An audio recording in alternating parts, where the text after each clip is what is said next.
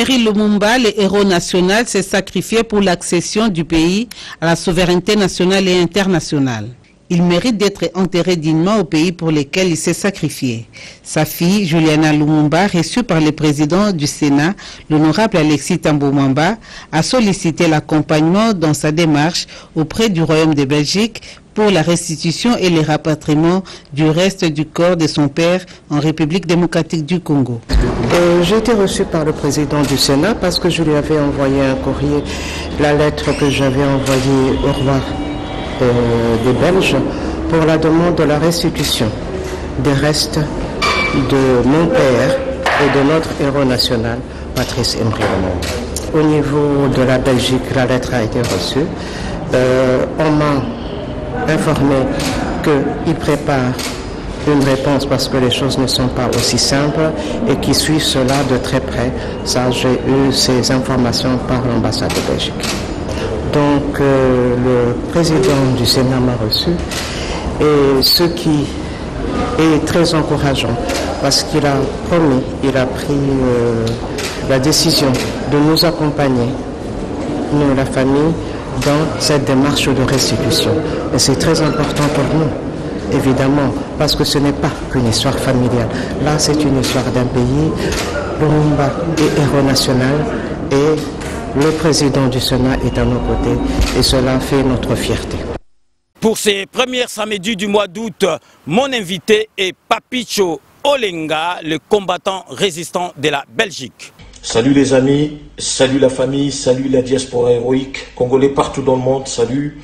Juste pour vous annoncer que je suis l'invité de l'émission Rendez-vous des Patriotes avec César Gadi. Mon invité Papicho Olenga de la Belgique répondra à toutes vos questions sans en esquiver aucune. Donc n'hésitez pas à poser vos questions en direct dans l'émission Rendez-vous des Patriotes de ce samedi 1er août 2020. Et donc on se capte ce samedi 1er août à partir de 14 h. Nous allons longuement discuter des sujets d'actualité. Nous allons passer en revue les gros sujets d'actualité depuis qu'il y a eu alternance au Congo. Je sais que vous aurez beaucoup de questions. N'hésitez donc pas à composer le 01 48 20 12 24 et le 07 53 36 38 09. Nous allons parler de la mère patrie, de là où nous allons, les enjeux politiques présents et à venir.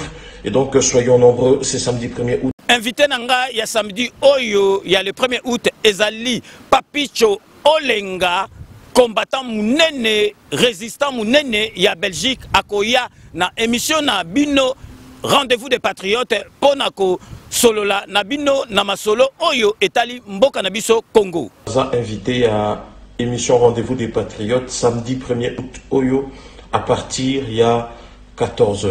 Naebi ke bozali na ba question ebele ya ko poser invité na ngai ya samedi oyo 1er août bo hésiter te bo benga na téléphone en direct bo poser ba question nyoso tout bozali na yango parce que ako répondre na ba question nyoso tout. Donc tokutana samedi 1er août à partir il y a 14 h na émission Rendez-vous de Patriotes avec César Gadi.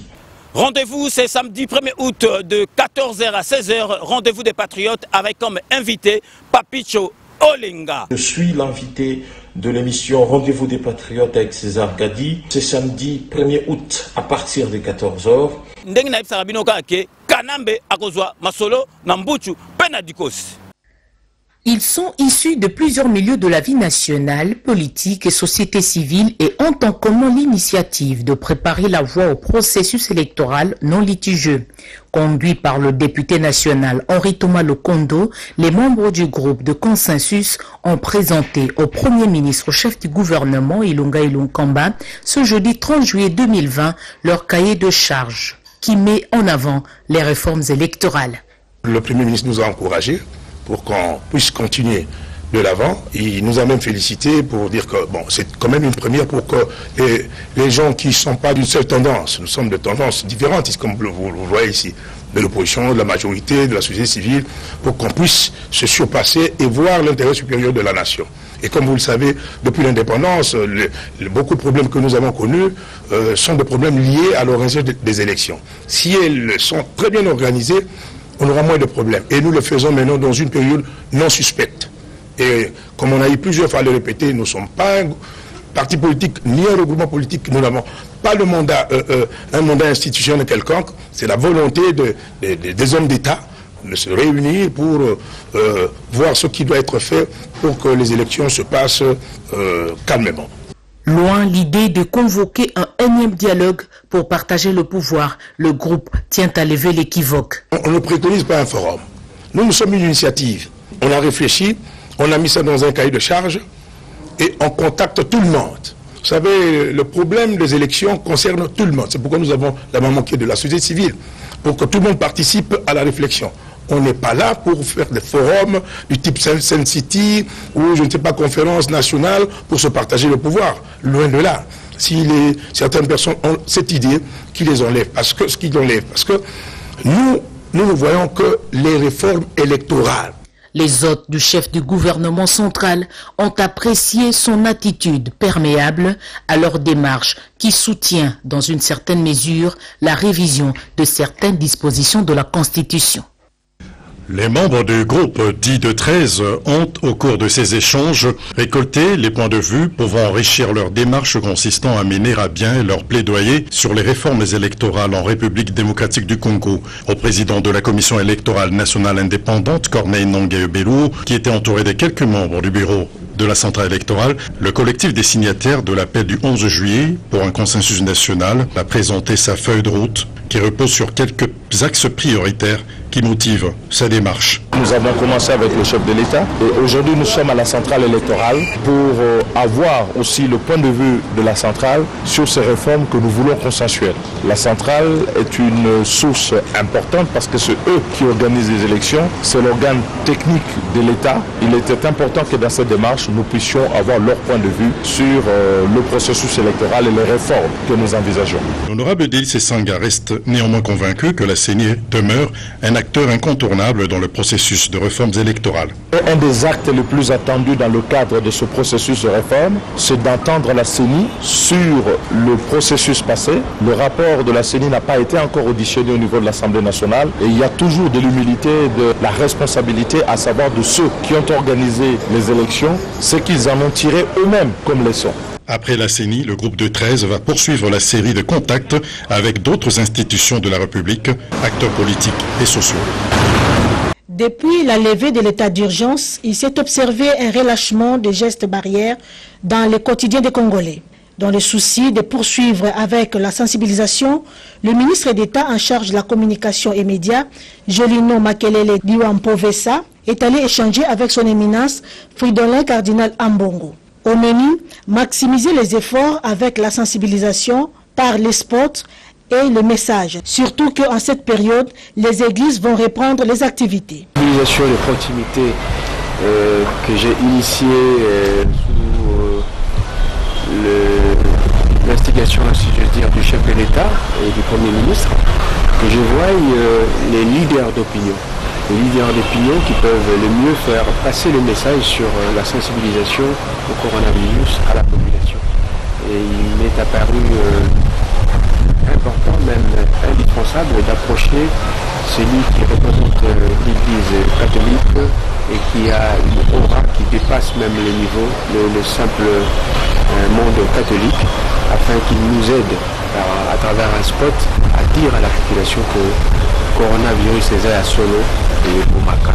Avec la délégation de la société civile, conduite par le coordonnateur du cadre national de concertation de la société civile, Patient Bachombe Matabishi, il a été question de la situation sécuritaire qui prévaut à l'est du pays et la mise en place de cadres de consultation pour la réforme de la centrale électorale. Nous sommes venus rencontrer son éminence le cardinal Ambongo pour échanger avec lui sur les questions sociopolitiques qui prévalent dans notre pays, avec un focus sur la réforme de la CENI ainsi que sur les questions de paix et de sécurité dans la partie est de notre pays. Par ailleurs, la société civile tient à l'implication de tous les partenaires sociopolitiques et religieux pour une issue apaisée. La population congolaise va prendre rendez-vous en septembre prochain avec un nouveau système d'identification qui correspond au standard international. Il s'agit du digital dont il a été question au cours de la deuxième réunion interministérielle, notamment sur l'étude de faisabilité sur la mise en place d'un cahier des charges d'un projet portant organisation de ces systèmes. Cette étude de faisabilité doit nous mener vers un document stratégique qui sera d'une certaine façon le cahier des charges pour le projet de mise en œuvre du projet de système d'identification digitale nationale de la population pour finalement nous constituer un registre national biométrique de la population. Comment combattre l'insécurité qui règne dans la ville de Beni, Goma, Nyiragongo et plusieurs territoires dans la province du Nord Kivu? La question a été abordée par le vice-premier ministre, ministre de l'Intérieur, Sécurité et Affaires coutumières et les caucus de parlementaires du Nord Kivu. Beaucoup de points ont été discutés, notamment la question de la territoriale, c'est-à-dire avec la mise en place des administrateurs de territoire, la question des effectifs de police, les questions qui touchent le pouvoir coutumier. En tout cas, son Excellence nous a rassuré que le gouvernement et le chef de l'État sont bien sûr déterminés, en tout cas à combattre ces insécurités que nous vivons dans tout le pays, en particularité dans le Nord Kivu. Il nous a fait part de certaines résolutions ou recommandations, notamment le fait de créer les conseils locaux de sécurité afin de permettre une certaine proximité entre les forces de l'ordre, les services de sécurité avec la population. Chose qu'aujourd'hui, je constate quand même que ça s'est fait. Nous observons certaines sécurités relatives au niveau de Goma. Il provient de rappeler qu'au début de cette semaine, le vice-premier ministre, ministre de l'Intérieur, Sécurité et Affaires coutumières, Joubert Kankonde Malamba, avait débattu de la même question avec les caucus de parlementaires de l'Ituri. J'étais au ministère du Plan pour discuter des projets des priorités pour le développement de la province du Nord-Ubangi. Les élus de ces coins étaient les hôtes du vice-premier ministre, ministre du Plan, Élisée Mounemboué. Nous sommes venus voir la VPN par rapport aux projets prioritaires à l'impact visible dans toutes les provinces. Et comme nous aussi nous sommes concernés, c'est pourquoi nous sommes venus avoir d'abord des conseils et les orientations pour que demain, quand nous allons présenter le projet, que ces projets soient acceptés. On va se concerter, nous les députés nationaux avec les sénateurs, parce qu'on demande seulement un seul projet par province. Et dans un seul domaine aussi, ça nécessite que nous soyons ensemble pour lever l'option. Elle est parfaitement d'accord et elle était disposée pour nous écouter. L'image renvoie à la fumée blanche. 1000 médecins alignés au 3e trimestre pour percevoir leurs primes. Résultat des longues tractations entre la vice-primature du budget et les bancs syndicales de médecins. Je crois que la Covid a pratiquement dérangé le budget de tous les pays. Alors, pour ce trimestre, on va aligner 1000 médecins et on va voir les recettes de la République parce que nous avions creusé et c'est dangereux que nous allons même creuser le fond. Il y avait une revendication d'ordre administratif. C'est celle liée à la nomination de médecins. Ils ont leur gradation. Au niveau des négociations de Bibois, je crois, on avait accepté cette revendication. Ça concerne, je crois, 1672 médecins qui vont recevoir leur nouveau grade. Voilà, merci. En dépit de la morosité observée dans la mobilisation des recettes suite à la crise sanitaire, le vice-premier ministre, ministre du budget Jean-Bodé Mayomambeke tient à disponibiliser les moyens pour la presse. Les CESAC en première ligne. Nous allons travailler avec le directeur de cabinet pour voir ce qu'il y a lieu de faire pour que nous puissions avoir ne fût-ce qu'un minimum.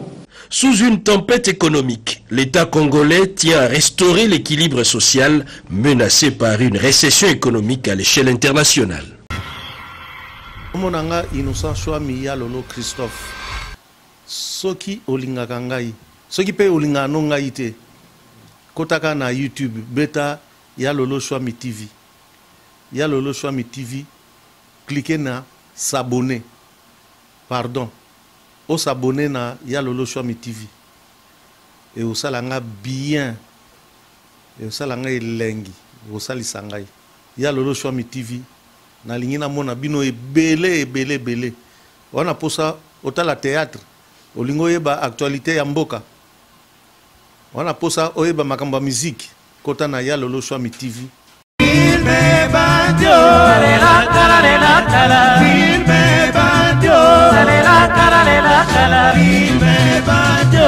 Voilà, chers amis, je vous demande de vous abonner massivement sur Adi Loba TV.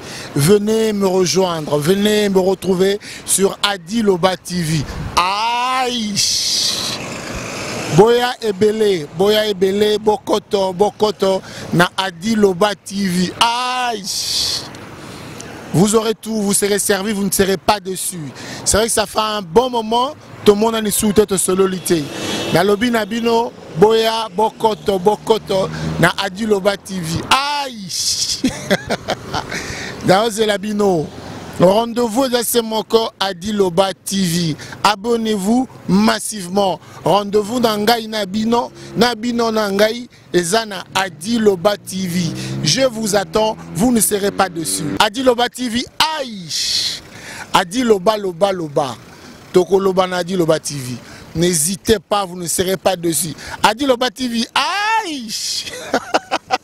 Venez nombreux, non, c'est labino. Adi Loba TV, aïe! Boya, je vous demande de vous abonner massivement sur Adi Loba TV. Adi Loba TV et au Pesabino Basango Nyonso. De manière générale, Bozala informé, analyse, émission, interview, reportage. Vous serez servi na Adi Loba TV. Adi Loba TV, aïe! Rendez-vous na bino nangai Bokoto, Adi Loba TV, Adi Londole le célèbre, beau comme un dieu. Ah, c'est la bino.